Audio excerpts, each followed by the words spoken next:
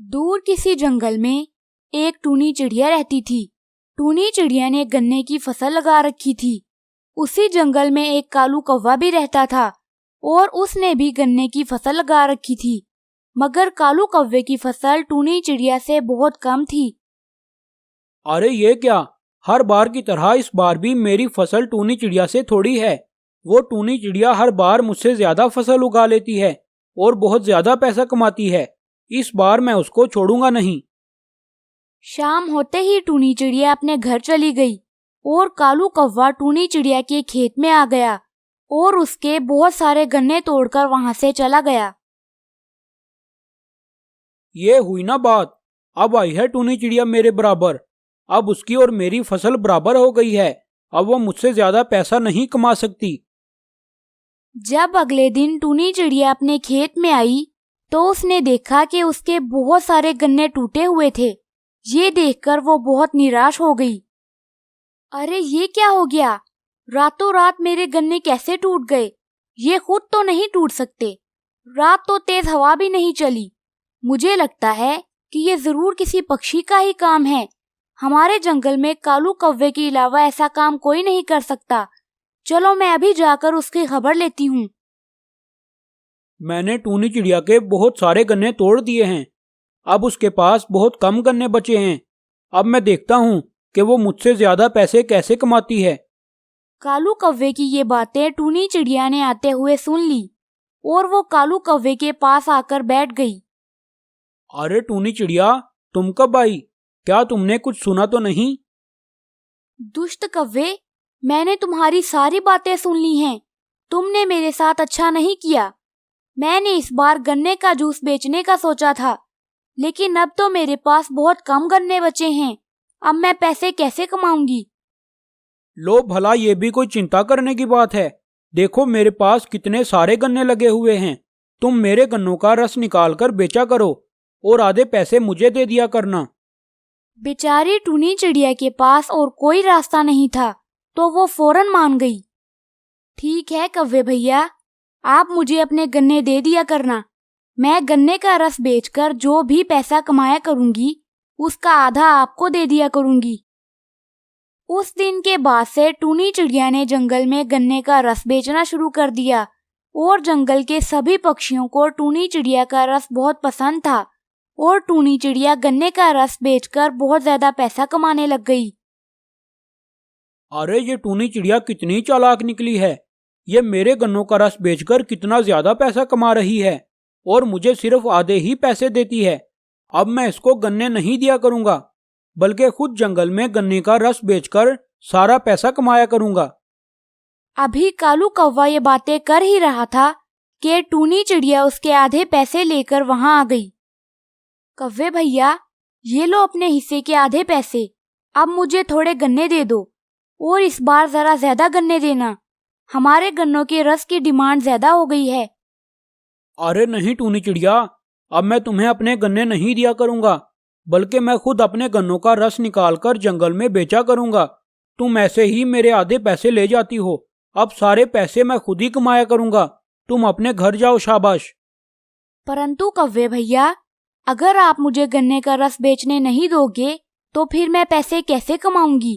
पहले आपने मेरे गन्ने खराब कर दिए और अब आप मुझे अपने गन्ने भी नहीं दे रहे। तुम्हें एक दफा समझ नहीं आती क्या? मैंने कहा ना कि मैं तुम्हें गन्ने नहीं दिया करूंगा, तो नहीं दिया करूंगा। चली जाओ यहाँ से। टूनी चिड़िया निराश होकर वहां से चली जाती है। टूनी चिड़िया ने कहा है कि हमारे जंगल में रस की डिमांड बहुत ज्यादा बढ़ गई है, तो मैं ऐसा करता हूँ कि सारे गन्ने एक ही साथ काट लेता हूँ और उनका रस निकालकर आज ही बेच देता हूँ। इस तरह मैं एक ही दिन में बहुत अमीर हो जाऊंगा।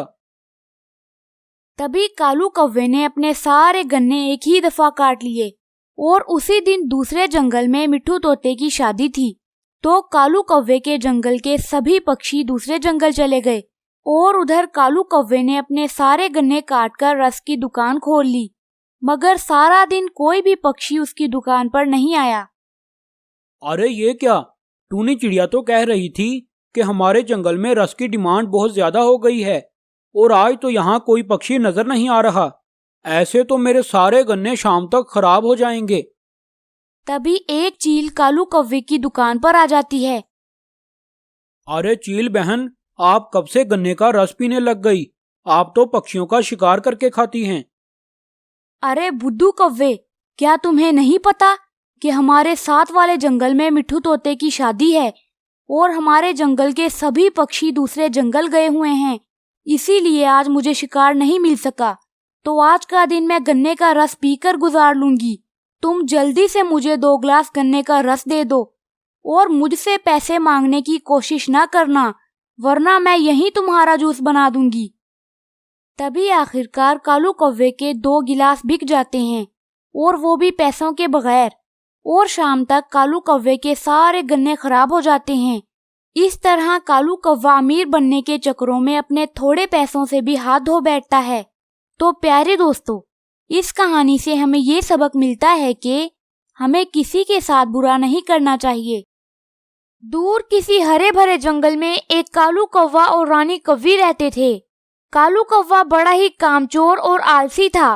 वो हमेशा रानी कौवी से पैसे लेकर आइसक्रीम खाता था। अरे रानी, चलो जल्दी से मुझे पैसे दे दो, मुझे आइसक्रीम खानी है। अरे कालू मियाँ, मैं आपको भला कहाँ से पैसे दूं? मेरे पास इतने पैसे कहाँ से आए? आप खुद तो कोई पैसे नहीं कमाते और हमेशा मुझसे ही मांगते रहते हो। अच्छा तो ये बात है, लगता है तुम इस तरह पैसे नहीं दोगी, तुम्हें ठीक करना पड़ेगा। ये कहने के बाद कालू कौवा रानी कौवी को मारने लगता है। अच्छा ठीक है, मैं देती हूँ आपको पैसे, आप मुझे मत मारें, मैं अभी पैसे देती हूँ। रानी कौवी कालू कौवे को पैसे दे देती है और कालू कौवा उन पैसों से आइसक्रीम लेकर खा लेता है। रानी कौवी जंगल में गन्ने का रस बेचा करती थी। उसके पास एक गन्ने का खेत था। अरे कालू मियाँ तो रोज मुझसे पैसे ले जाते हैं और उसकी आइसक्रीम खा लेते हैं।